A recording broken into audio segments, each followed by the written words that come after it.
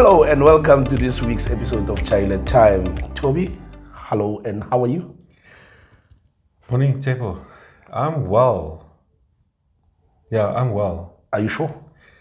Man? Yeah, I'm well. I'm not convinced. No, man, I'm just, there's something that's... Your answers are like, I'm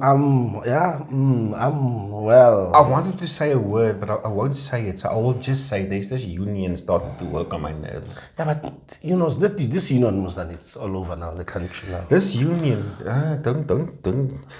This union, Tepo, he is targeting one of my clients as HR managers. They want this guy fired and they are hell-bent. They filed a mutual interest dispute to the bargaining council, like 2-3 months ago, whatever. We dealt with it. Eventually, they applied for picketing rules, and we threatened them we're going to interdict them at the labor court because you can't make these unlawful demands. You know what? They went on a strike, half day, the first day of that strike, half day through the first day, we filed papers for the interdict. They called the strike off immediately. That was 2 weeks ago. Yeah, I remember the strike thing. Yesterday I got a 7-11 form again. Now they're applying for a mutual interest dispute. The very same dispute again because now they want to go and strike again. And it's the same bloody thing. Yeah. I think the legislator need to start cutting down on the privileges of the trade union movement. I'm worried about the color of your skin when you say that, but well. Why do you not capital? I'm worried when you say those words. I'm just looking at the color of your skin. No, it is just, you know, everybody sits on a certain seat. And sometimes we sit on the employee seat. And you know what? It is like that. You know, when you sit on this, when employees come and complain to me, you know what's the first thing I tell them? When they tell me, the employers are rude and, you know, they're breaking the laws, you know, the first thing I tell them is join a union. Why is there no union in the workplace? Yeah. That's the first thing I tell them. Because then I'm having that hat on my head. The employee. But when you're on the employer side, you like bloody union. So yesterday I also went to chair. I went to chair a hearing whereby a union was involved, and then it was shop stewards who were called for a hearing, and the union was like, "Yeah, but we were not consulted before." So I'm like, "Sir, when did you become aware of these charges?" Thursday already, last week. So I believe you were also here on Friday. Yes, we were here Friday. So couldn't you take time to consult since you were here in the premises? Then I'm like, fast forward, quick thinking. The employer is here, you are here. Can't you consult now? Can I just excuse you? No, I'm busy. Next meeting, I'm also have a next meeting in Joburg. How long do you need to consult? Please phone the office, get an instruction. He phoned the office. The office said, "Yeah, you can consult." Rerach, I left the room. They discussed. I come back and said, no, we're not even going to proceed with the hearing. We're just going to issue a final written warning. I'm like, see? You see? Yeah, but I must just give some context here before this white is now on the firing line. Okay, what are we talking about? No, hold on. I just want to clarify something here now. Oh, the white thing? No, not the white thing. The union thing that may save the white thing. Before people get upset now. Okay. I need to understand the context. You know, before people sit and say, yeah, we need to fire unions in South Africa. That's not what I mean. You have to ask yourself, why do you have trade unions? And there's this whole concept about if you leave capitalism on its own. And yeah, I'm not talking about necessarily the negative idea we get in the media from capitalism. I'm merely talking about somebody's got money and he's starting a business, you know. An entrepreneur, for instance, if you just leave them unchecked in the labor market, do you think an entrepreneur out of his own is going to give you paid annual leave? No. Do you think an entrepreneur out of his own is going to give you maternity leave and sick leave and all these benefits and salary increases, bonuses? No. So in the labor market, you need this balance. Otherwise, in society, you'll probably go back to the wild, wild west if you leave capitalism unchecked. So the union movement is like the counterbalance, or the yin and yang, they say, no? Okay, so where they push back in order for us to have a more equitable and a fair society. Of course, sometimes I feel that the union movement is pushing things too far, but aren't employers also pushing it too far? No, that's true. You know, so it's like the one can't almost exist without the other one, you see. Yeah. Otherwise, you're just going to have a society that, for most of us, are meaningless. So I'm not literally trying to say get rid of the unions, but depending on the hat I have on, sometimes, yes, you just want to... Yeah, because it takes me also back to that do something to the unions. It takes me back also to that issue of when someone goes to maternity leave and then they terminate their contract. Yeah. So you need employers also push, no? Yeah, you need unions for issues like that, you know? Yeah. But anyway, to get to what we talk today. Today, I want to focus on, and this is more specifically, well, actually, it's in a way for everyone. But specifically, if you're an HR manager or IR manager or an attorney, somebody that deals and represents parties to a dispute at the CCMA or the bargaining council, it's valuable for employers, employer representatives, but it's good also if you're a representative of an employee, for instance, you know, and that is the different approaches between the commissioner at conciliation and the commissioner at arbitration. Their tactics and how to deal with this dispute. Because you will find that, you know, that sometimes you pitch up at conciliation, for instance. A commissioner deal with it in a certain way. And maybe, let's say, next month you come to conciliation again with another dispute. And it's again conciliation with a different commissioner.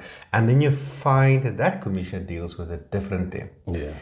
But there is a bit of a line that is drawn here, in that the commissioner dealing with conciliation, their focus is different than the focus of the commissioner dealing with arbitration. That's what I want to talk about today. Okay. What happened in your world that you can share with us? This has actually been coming for a while now. Now, I've been dealing with CCMA probably for about 20 years now, I suppose, going there. And it made me think again. Yesterday I was at the CCMA in Cape Town. It was only a conciliation. And, and this is the one, this is what you must understand. Conciliation is a without prejudice process. It means you're not going to lead arguments and evidence like you will do in arbitration. You're trying to resolve. You try to have a gentleman or gentle lady discussion about how to resolve this dispute. There's going to be no recordings. Yeah. You see, and you can't really, in arbitration refer back to what was said in conciliation. So if you plead guilty to the charges as an employee in conciliation, the employer can't in arbitration say, but in conciliation you plead guilty. You know, it's without prejudice. But arbitration is with prejudice. And we dealt with that before in Chaile time, okay? Whereby it means that whatever's in that award is on your record for life. Forever. And I even tell employees this, you know. I told the employee yesterday, she's like high level in the company, you know. My mandate was to try to see it, to see if she can't withdraw the case. And then I spend my normal story, you know, whether you win or lose arbitration is going to be on your file, and verification agencies and the recruiters, you know, they can get hold of arbitration award, you know, and that will be on your record for life, you know. Even if you won the case, a future employer may still frown upon you taking them to the CCMA, you know. You know what she said? I don't care. Sorry, that didn't work.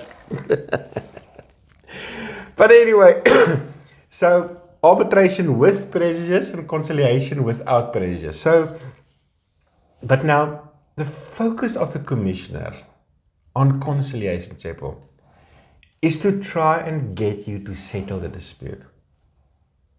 By any means. Oh, I won't say by any means. I haven't seen a gun yet. So no, I don't think by any means. But just short of by any means. But I've seen now, in conciliation, you get basically two kinds of approaches. The one is the commissioner will listen to both parties and try to make an assessment who's got the weaker case. And sometimes an employee, for instance, don't really have a case. But the employer is willing to put some money on the table, even if it's little. The commissioner will then try to convince the employee to accept the settlement. So you will really zoom in on this employee. And the employer, you don't really do much, you know. And I've seen that some commissioners, I've had experience at a commissioner in Pretoria a couple of years ago. I'm not going to say who he is, but oh man, beautiful. I dismissed a teacher at a private school for theft, for stealing. And she took us to the CCMA. And I represented the employer. This was conciliation. So the commissioner asked, why are you here? Why are we here? And the employee said, she spoke the truth. I was dismissed for stealing something. And he asked, did you steal it? She said, yes. That commissioner went like this. Why are you wasting my time? That day I decided I shut up. Yeah. I don't say a thing. So I suppose that's the one, okay, that's an extreme example of one way of how commissioner conciliation deal with the thing, If the employee clearly don't have a case here, and maybe the employer is willing to put some money on the table, they really zoom in on this employee trying to get them to accept. But vice versa is also true, if the employer really don't have a case. And often, for instance, an employer will fire somebody without following a fair procedure. So sometimes the employer really don't have a case and the employee has got a good case. Then the commissioner will focus in on this employer and try to get some kind of settlement out of him. So that's the one approach that you will find from a conciliation commissioner. And then there's a second approach, and this is conciliation now. And it happens sometimes, and I've had it yesterday again, where the employee don't really have a case, but the commissioner is trying to cook up something here, you see. he's trying to convince me as the employer representative to come up with a settlement. And then he starts talking shit, you see. Commissioner. Listen, Chaile time is not always technically correct. We say things that's real, things how we feel. And how we experience them. And how we experience that's the most important thing. Because forgive me if I say the commissioner talks shit, because that's what I was thinking while he was talking to me. Even though I said it with a professional face, my professional look, Honorable Mr. Commissioner, I kindly or with respect disagree with you. But inside me I'm like, what shit are you saying? I know I come across as if I don't know anything, but yes. I'm not really so stupid. And at some stage, I did quote this case law, by the way, and then I think he realized, I'm not as stupid as I appear to be. Okay? But anyway, but his focus is on settling the dispute. And I could see this commissioner took it, I won't say personal, but he took it very serious because he was a very nice commissioner, make no mistake. But I can see he's a very ambitious commissioner who really wanted to settle this dispute. And I can understand that there's a focus at the CCMA to settle disputes, because obviously it consumes less resources from the CCMA. And I don't know, but I've heard that commissioners also get compensated more for settling disputes or whatever the case may be. I'm not so sure about that, I've heard that. But anyway, so in this case now, let me just quickly tell you what the employee did. This employee lives in Johannesburg. So she got a job in Cape Town. It's a high-level position in the company, okay? Events and operations manager position. Chaile, I get this idea that this employee, and this is very subjective, but the idea I got is that this employee is like that movie of Leonardo DiCaprio where he pretends to be a lawyer and then he pretends to be a doctor, which was a true story. Catch Me If You Can. Catch Me If You Can, that's right. He's actually a fraud. The idea I got is that this woman is a fraud like that, to pretend she's something she's not. Because she got this CV, and she's highly qualified in financial accounting and things like that, because that's part of her job, to do income statements and draw budgets and whatever the case may be, and for a division. And they asked her on one invoice, just when she was employed already, just to do an invoice and get the VAT and get the invoice together for a client. She put the VAT at an incorrect percentage, and I asked her, but listen, why did you put the wrong VAT in? She said, no, she doesn't know the VAT. She went to do a Google search and AI gave her the wrong VAT. Anyway, that's not besides the point. That's not why she was dismissed. Anyway, a key requirement of the job is that she must have a valid driver's license. Okay? And she confirmed she does have one. Okay, the company made a mistake in not verifying before they appointed her. Not that it's legally wrong. They still, in good faith, appointed her. Yeah. okay, based on that information, because she must travel around a lot, okay? And secondly, now the position is in Cape Town. They ask her, do you have friends or family that you can live with in Cape Town? And she said no. So they flew her down. Then they've paid for private accommodation for her. And about a month later, not a month later, a week later, something happened between her and the landlord, and they sort of kicked her out. And she came back to Johannesburg, which the company paid for, by the way. They asked her, but listen, so what now about your job? Because the job is in Cape Town. The next day she picked up as a job. No, she's got family in Cape Town. Obviously, this is information she said no. She doesn't have, she can't make a plan. She can't make a plan to live in Cape Town. Next day, she's got family in Cape Town.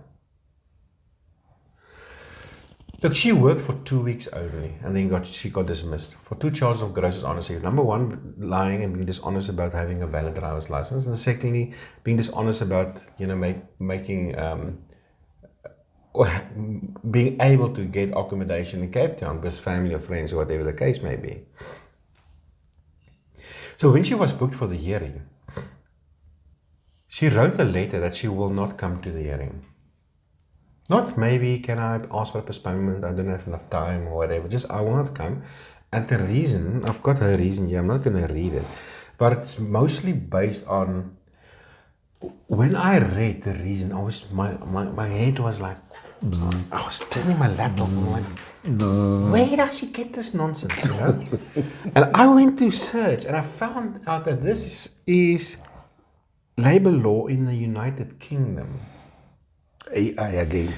I suppose it's AI again, you know, I'm like, what the hell? But in this mess, she says that basically also that, and she confirmed this yesterday at Conciliation, when the commissioner asked, why do you feel the dismissal was procedurally fair? Because first of all, she didn't agree to a disciplinary hearing. She did not agree with the employer that they can actually put her in a hearing, okay? And secondly, she read also on the internet somewhere Section 188 of the Labour Relations Act, actually Section 188 capital A, that speaks about an inquiry by an arbitrator. A company can apply for a CCMA commissioner at a company's cost to come and chair a disciplinary hearing. Now that hearing report, if I can put it away, that way it's got the same effect as an arbitration award. And the company should have done that. But now, Section 188, they say specifically that it can only be done in accordance with agreement between parties. There's no duty on the employer to go to that avenue, you see. So yesterday, Commissioner asked her, why do you feel the dismissal procedure fair? First of all, she didn't agree to the hearing. Secondly, they were supposed to have a Section 188 process. And thirdly, she didn't have enough time to prepare because in the middle of, she had like 5 days to prepare. In the middle was a weekend. She doesn't stress for her job over the weekend. The weekends can't count towards preparation for a hearing. No, it doesn't count.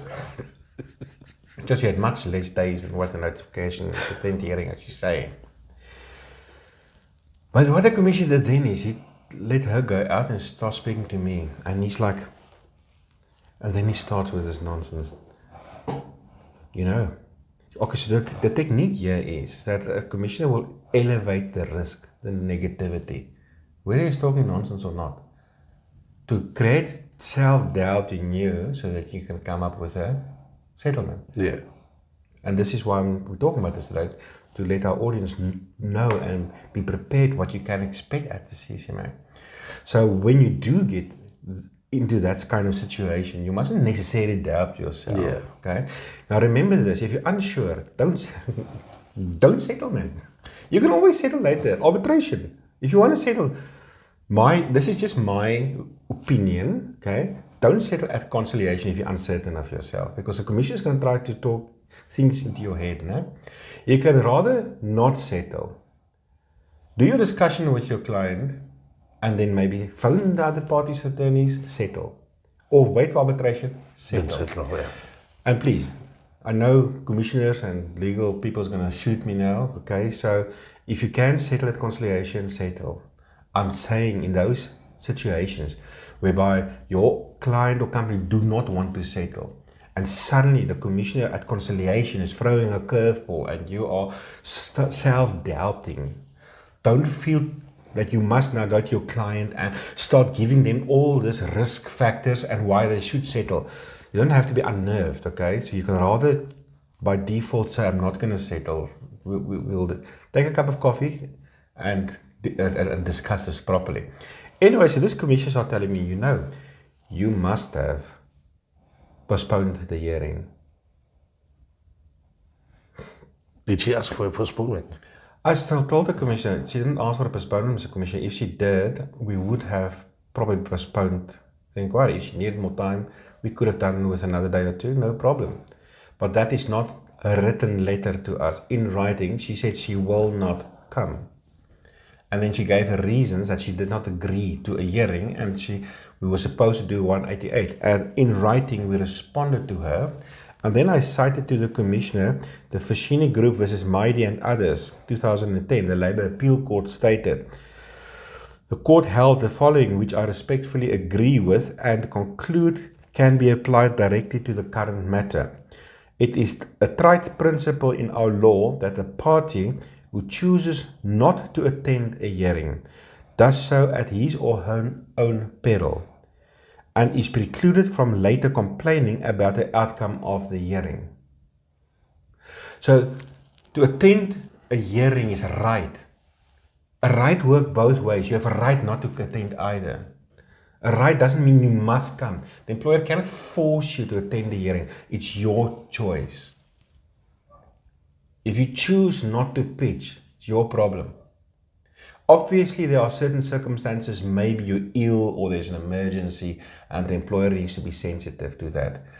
But Schedule 8.4 says that you need to have an investigation as an employer and invite the employer, give her an opportunity to make representations or whatever the case may be.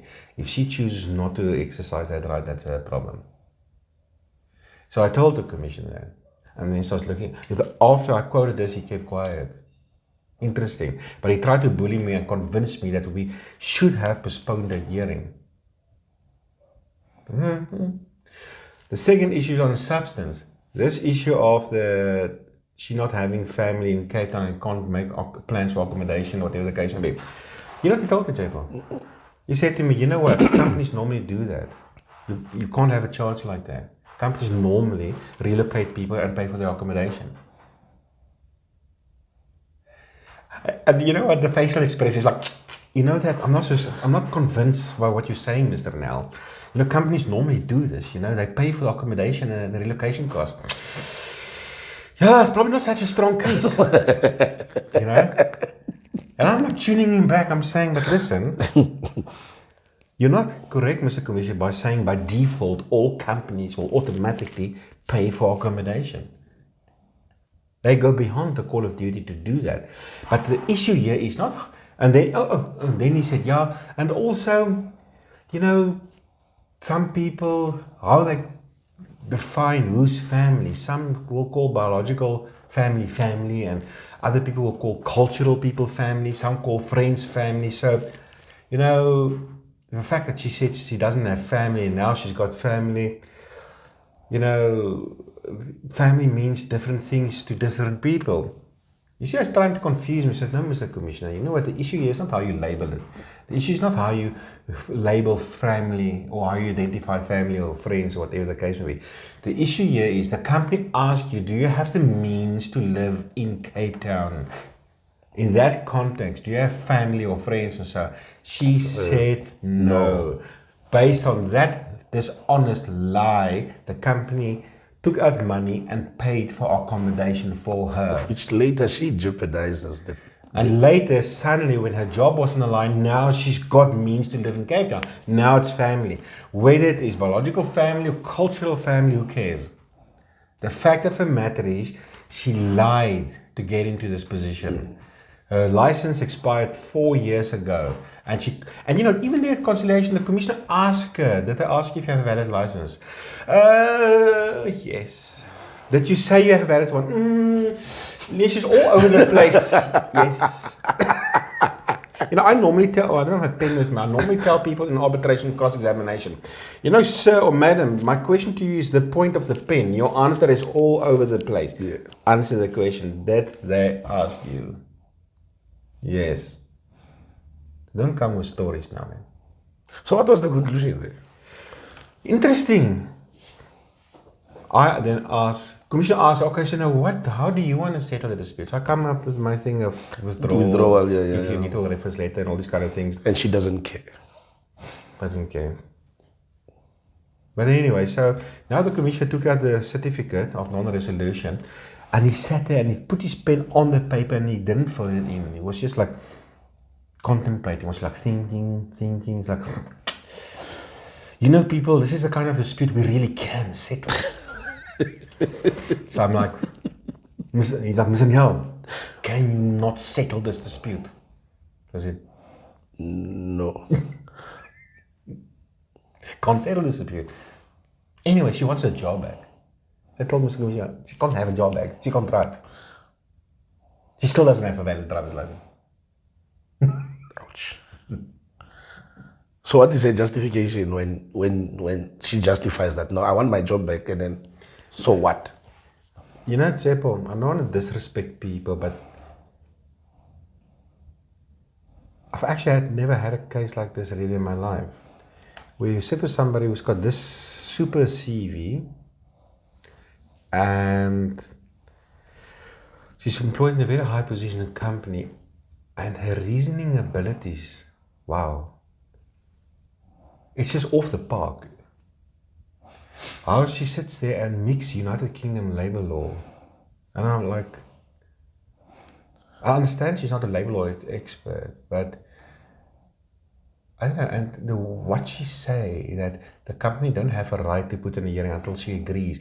It is just like, I just don't know where she's coming from. There are people like that, but that's why I said my idea is. I will talk about it on the Catch Me If You Can movie. It's like she's really, and I can be completely wrong, but this is how it felt like. She's like a scam artist. No, there are people like that, but I'll talk about it. And I was just like, are you just really stupid, or are you just really so intelligent that you are really trying to scam the world? And I told the commissioner when it was only me and him, Mr. Commissioner, I think she's a con artist. What the thing? I mean, you can even hear here the things she says. It's just like so wrong. It's unbelievable. And I think, you know, any person with some basic common sense can do a basic search on dispute resolution in South Africa and sort of find your way. But I mean, yes. So I'm still breathless, speechless. I don't know what to say. But anyway, arbitration. The arbitration commissioner will stick to the law. So, yeah, the arbitration commissioner is not going to go by his opinion to try to force you to settle the dispute or not. To give you an example here, a few years ago, 2-3 years ago, at this company, they were still under lockdown in the hospitality industry because of COVID, and they put people on short time, and they filled in on Union 19 form. There's a short time tick box that they filled in short time, and then staff went on short time or temporary layoff. Sorry, not short time, temporary layoff. And the Department of Labor phoned the HR saying, listen, you guys ticked the wrong box. You should actually put the retrenchment. Explain to him, we didn't retrench the staff and temporary layoff. No, you must tick the retrenchment box for them to get money. Okay, whatever. The employee went to open an unfair retrenchment dispute at the CCMA. At arbitration, so I pitch up, and the commissioner, I explained to the commissioner, we never retrench a person. This is what happened. You know what the commissioner did, Chaile? He took me one side to a different boardroom. He took a high court case and started threatening me that what crime we committed, okay, by ticking the wrong box on the U19 form. So I explained to him this is what happened with the Department of Labor, okay, and he still tried to convince me that we are criminals and that we should settle this dispute. I told him, Mr. Commissioner, I'm not settling this dispute. The issue about the alleged fraud is one thing which you can't deal with anyway because you don't have the jurisdiction. Sila, we are here. Yeah, you are here to arbitrate a retrenchment dispute. And we arbitrate a retrenchment dispute and we as employer won the case. Why? Because the employee was not retrenched. But you see the hats of the commissioners. There's one hat they have when they under conciliation, and they can try to bully you by telling you things to compel you that you need to settle. They're elevating your risk, and they do that by elevating the negativity of your case, and then hopefully you can doubt yourself and come up with some kind of settlement.